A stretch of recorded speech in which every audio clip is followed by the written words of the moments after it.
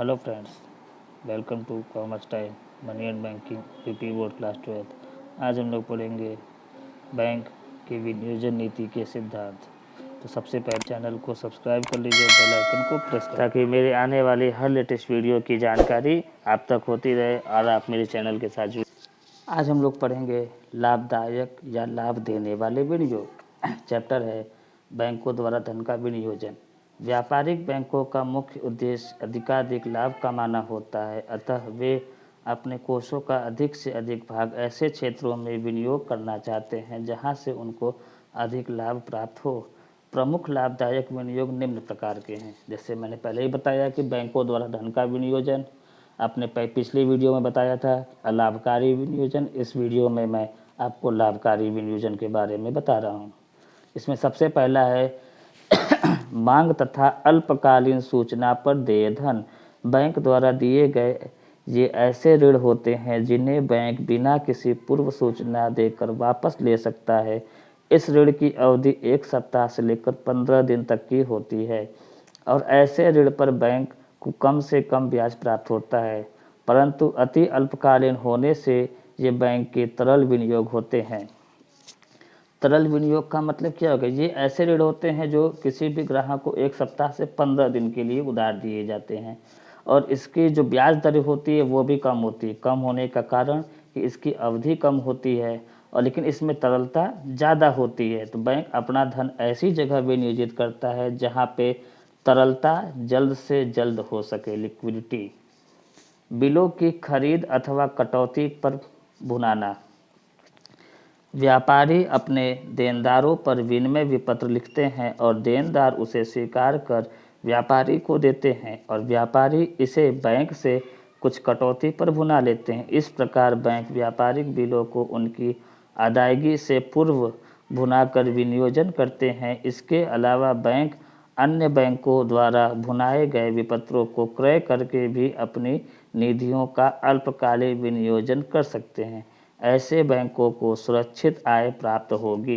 यानी कहने का मतलब ये है कि जब आप विनिमय विपत्र पढ़े होंगे क्लास 11th में, यूपी बोर्ड में या फिर सीबीएसई बोर्ड में या किसी भी बोर्ड में, तो उसमें आपको बताया गया होगा कि ड्रावर बिलों को अपने बैंक से डिस्काउंट करा लेता है। तो बैंक बिल पे जैसे मान लीजिए लिखा हुआ है 20,000 रुपये और 3 महीने के लिए है, ड्रावर 3 महीने बाद पेमेंट करेगा। तो ऐसी स्थिति में जब आप जाते हैं बैंक, तो बैंक आपको क्या कहता है कि सर हम आपको 20,000 रुपये पूरा नहीं दे पाएंगे, उसके लिए कुछ वो कमीशन चार्ज करता है जिसे ड्रावर की भाषा में डिस्काउंट कहते हैं। वो क्या है? वो बैंक का आय है। अगर ड्रावी ने 3 महीने बाद अपना भुगतान नहीं किया तो वह भुगतान ड्रावर को करना पड़ता है, यानी बैंक को कहीं ना कहीं आय होता है। कोषागार विपत्र तथा प्रतिभूतियां। बैंक आय कमाने हेतु अपने कोषों का एक बड़ा भाग कोषागार विपत्र तथा प्रतिभूतियों में भी विनियोजित करते हैं। सामान्यतः सरकार द्वारा 3 माह यानी 91 दिन के कोषागार विपत्र निर्गमित किए जाते हैं जिन पर निश्चित दर से ब्याज प्राप्त होता है। कोषागार विपत्र में विनियोजन करने से सरकार को तो सहायता मिल ही जाती है, साथ ही साथ बैंकों की भी आय प्राप्त होती है।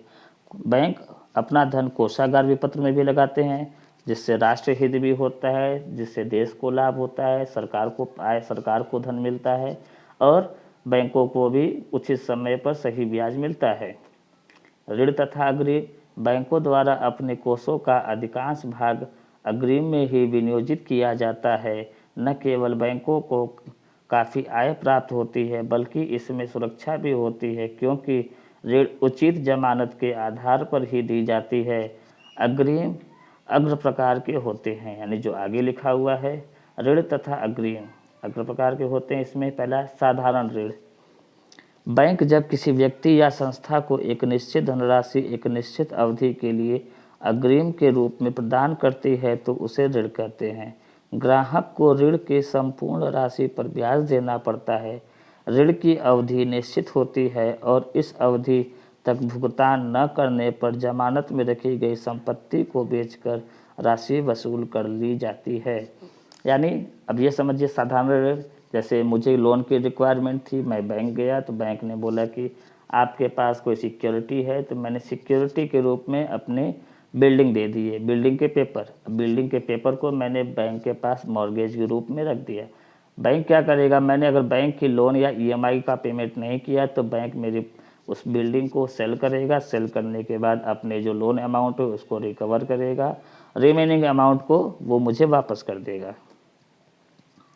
नगद साख, भारत में कुल बैंक साख का 70% भाग नगद साख के रूप में ही प्रदान किया जाता है।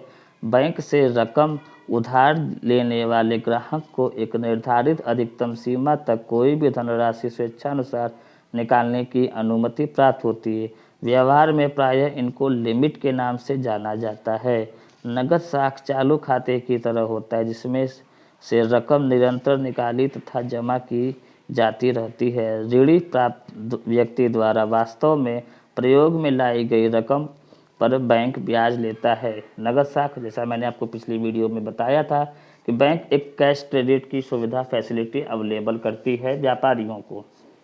अब आज के समय में हमारे बचत खाता धारकों को भी क्रेडिट कार्ड के थ्रू ये फैसिलिटी दी जाती है, जहाँ पे उन्हें डिजिटल पेमेंट करने में फ़ायदा होता है।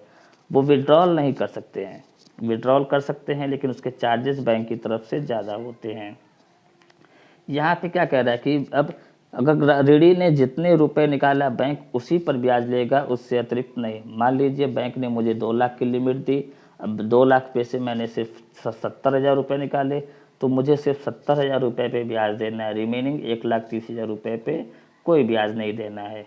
अधिविकर्ष, बैंक द्वारा अपने ग्राहकों को उनके खाते में जमा धनराशि से अधिक मात्रा में रकम निकाल लेने की सुविधा को अधिविकर्ष कहते हैं। ग्राहक से केवल उसके द्वारा उपयोग में लाई गई राशि पर ही ब्याज लिया जाता है।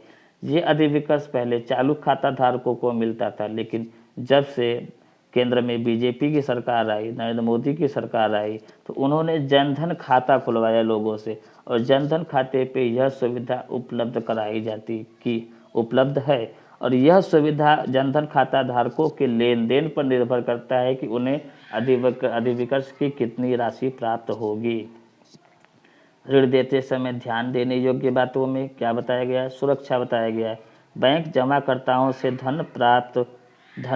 प्राप्त धन को ही ऋण के रूप में देता है, अतः बैंक के लिए इस धन की सुरक्षा अत्यधिक महत्वपूर्ण है। इसलिए बैंक को ऋण देते समय यह देख लेना चाहिए कि ऋण लेने वाला व्यक्ति मूलधन व ब्याज की राशि लौटा सकेगा या नहीं। यानी जब भी बैंक किसी को ऋण देता है तो सबसे पहले वह उसके आय के स्रोत पूछता है, यानी सुरक्षा की दृष्टि से कि आय का स्रोत है कि नहीं, और आय का स्रोत है तो कैसा है। कैसा का मतलब स्थायित्व है कि नहीं, वृद्धि होगी कि नहीं होगी।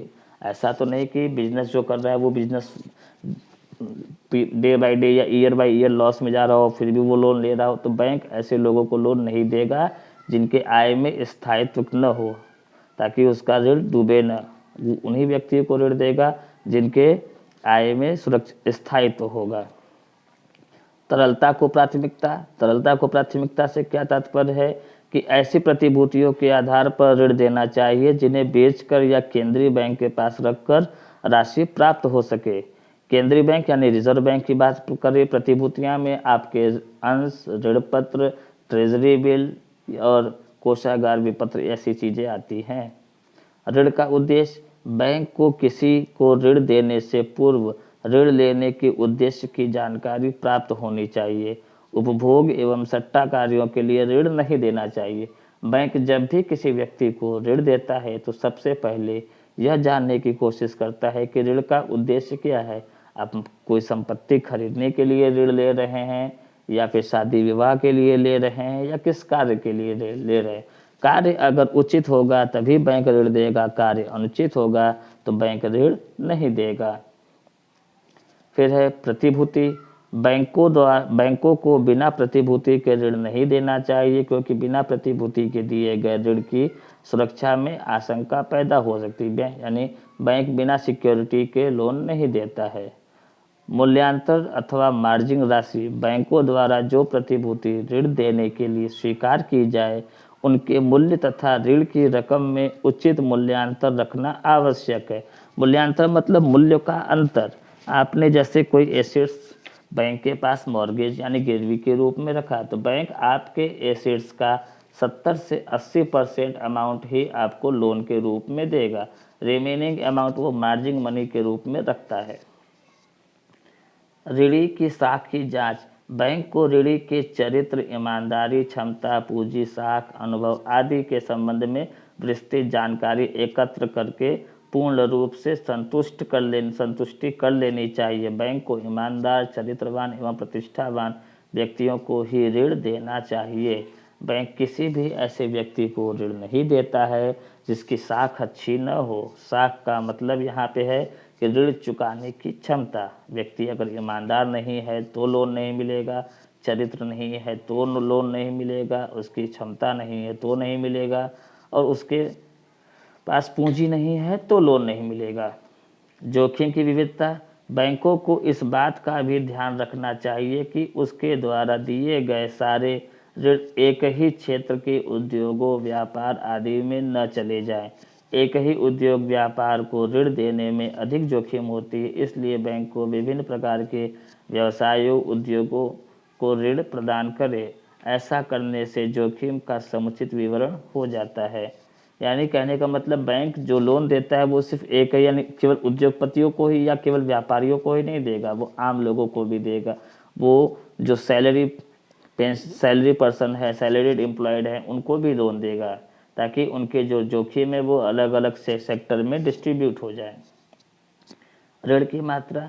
बैंक को ऋण देने से पूर्व अपने तरल साधनों एवं विनियोगों की तरलता का भी ध्यान रखना चाहिए, अर्थात ऋण देते समय बैंक को अपने नगद कोष एवं ऋण की मात्रा में उचित समन्वय बनाए रखना चाहिए।